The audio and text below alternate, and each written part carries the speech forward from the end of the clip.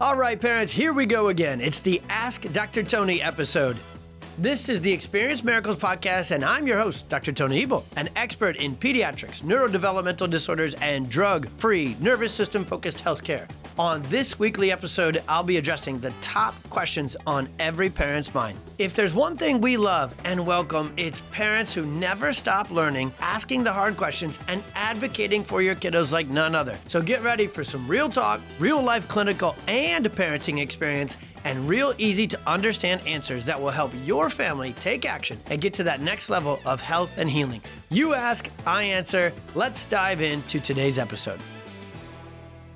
Here's the sequence of subluxation.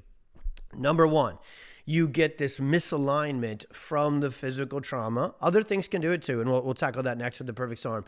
But the most obvious, the most apparent is physical trauma creates a physical biomechanical challenge. You get misalignment.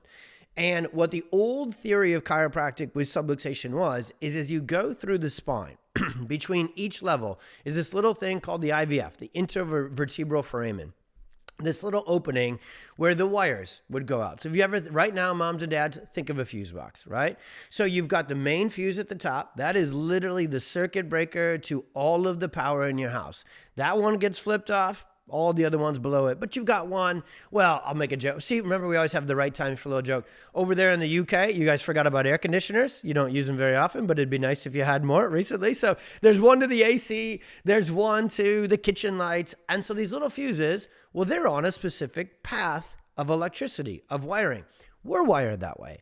Different nerves go to different functions. And so when you have misalignment, the old school, before we really had updated neuroscience, just like any profession, you're on the right path, and then you get more clear of an understanding with that path as neuroscience picks up. So the old theory was misalignment happens, and it gets so misaligned that it's actually going to pinch that nerve on its way out. And so if said nerve goes to the stomach, and you have a pinched nerve, the stomach is not going to function appropriately because the nervous system controls everything, every cell, every organ, everything. And if we come in, we realign that, okay, we're in a better place. Now, I'm teaching the outdated, not correct model because a lot of chiropractors are, because this is just how professions work, they're still working with that outdated model. And so that's not necessarily the chiropractor you want to see for your kiddo, because what we now know is we were close but no cigar. The problem is actually that when that misalignment occurs, the second problem is there's fixation. So when you take these joints and they get misaligned, we're talking literally millimeters. This does not need to be forceps. This does not need to be over the top. Every birth with any physical injury, and other things trigger this too, now those atlas, the cranial bones, the atlas, the axis, the spinal vertebrae, they're not allowed to move freely. They can't go through their ideal optimal complete range of motion. So the second feature of subluxation is fixation. That limits something called proprioception or mechanoreception, position sense, how we deal with gravity, which is all motor milestones. So it comes back to what we were talking about previously. And so now when you have subluxation and fixation, you limit and distort sensory input into the system. Chiropractic for 100 years thought it was an output problem. Subluxation is a sensory input problem, which is why the heart of autism is sensory. The heart of ADHD is sensory. The heart of anxiety is sensory. So now you distort the information coming in to the dorsal horn of the cord, the brainstem. And if you get bad signals in, what's the brain to do? It's making decisions based upon bad information. So if bad input, bad decision, bad output, because it ends up with that sensory disruption and interference into the nervous system. So now, but this is actually really cool because we can sneak this in right here when we get this granular with subluxation's functions. The brain is fine.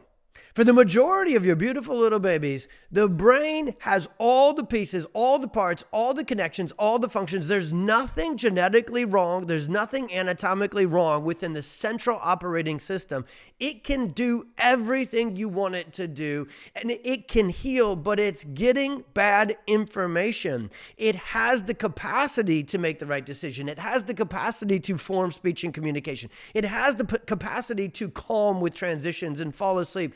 It's getting so much interference because when you reduce proprioception, then we have to introduce another term called nociception. It's called the gate theory in neurology, and holy mother, is it accurate. When you have subluxation, you reduce proprioception. Well, the brain's on. The brain's going to read something. It's constantly reading its internal environment, and it is most sensitive to the motor system. The input from gravity, from the neuromotor system, is more potently important to the brain function than the gut by a large margin. And so what we've been told by standard medicine is the storms in my child's genetics. Guess what? Smoking gun. We don't find it, right? It's not there. Second thing is we now have been told it's in the gut. It's in the gut. It's gut-brain connection. It's inflammation. It's microbiome. It's leaky gut. And that gets into the brain. It does through the bloodstream. It's a lot harder to get into the brain via the blood and the CSF than it is the motor system and the input. The storm is primarily foundationally in this neuromotor input because it opens up for nociception, and that's noise. Your child is stuck with noisy brain syndrome, busy brain syndrome, distracted brain syndrome. And so when you're looking to put in auditory instructions, when you're looking to put input into the brain at rest at all times, if subluxation is there, especially in the upper cervical spine, they are so filled with noise. Their brain is getting so much static, so much. They're stuck at a front row of a Metallica concert with no headphones. So they don't hear it. They don't see it. They don't feel it. There's hypersensitivity. Anything that is going to accentuate the already noisy brain, they're going to hate. And anything that we want to calm and get through to regulate that noisy brain can't, because it can't override this noise if subluxation is still there.